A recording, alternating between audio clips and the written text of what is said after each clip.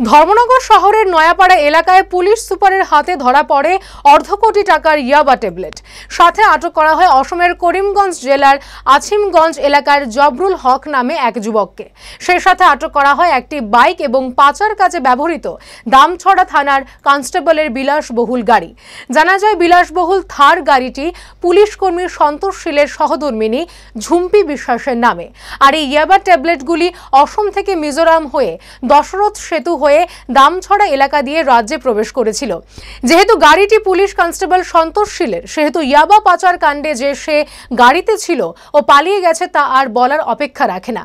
এদিকে সোমবার রাতেই ধর্মনগর থানার পুলিশ ইয়াবা ট্যাবলেট পাচারে জড়িত থাকার দায়ে অভিযুক্ত পুলিশ কর্মী সন্তোষ শীলের পানিসাগরের উপতাখালী স্থিত বাড়িতে তল্লাশি চালিয়েছে বলে খবর।